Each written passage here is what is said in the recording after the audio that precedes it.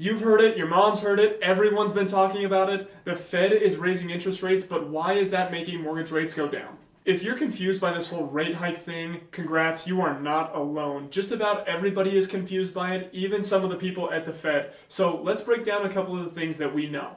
Number one, inflation is ghost pepper hot. Number two, if inflation is a ghost pepper, the Fed is using interest rate hikes as a glass of milk to cool down that inflation. Number three, the Fed dished out the biggest rate hike since 1994. And number four, the most confusing one of all, somehow amongst all of this, that is making mortgage rates go down. So, inflation is transitory turned out to be the biggest understatement of 2021. We actually saw record level inflation, 8.6% that we have not seen since Journey released Don't Stop Believin'. There is so much to unpack when it comes to inflation, from cargo ships sitting at docks without enough workers to unload them, all the way to trillions of dollars being pumped into our economy through stimulus.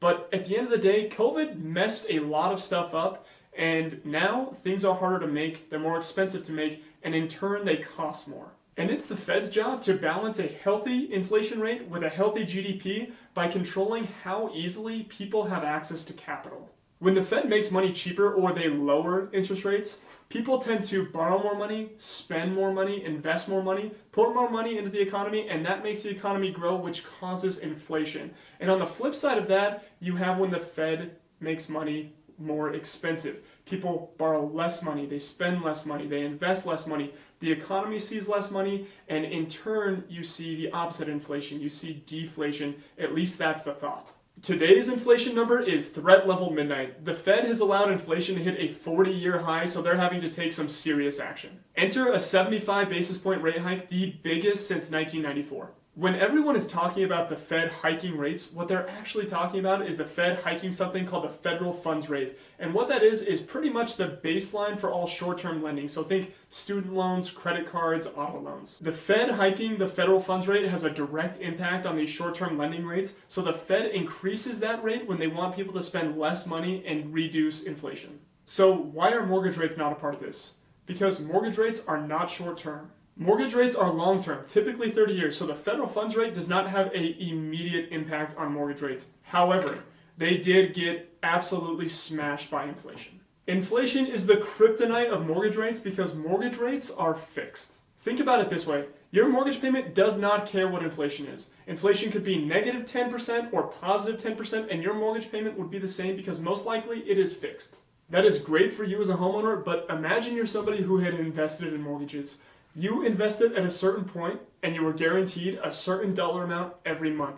But every single month, that dollar amount becomes effectively less and less money because of inflation. Inflation literally makes your mortgage payment cheaper and cheaper every month. So when there is high inflation, mortgage payments have to go up. So let's wrap up what we do know. Number one, inflation is absolutely out of control. You're feeling this when you go buy a new car, when you drop your kids off at a daycare, or when you go grocery shopping. It's a serious problem. Number two, mortgage investors also felt that, and that's why mortgage rates went up so fast at the beginning of this year. Number three, the Fed, who had publicly claimed that inflation is transitory and would not be a problem going into 2022, completely changed their course and implemented the biggest rate hike that we've had since 1994.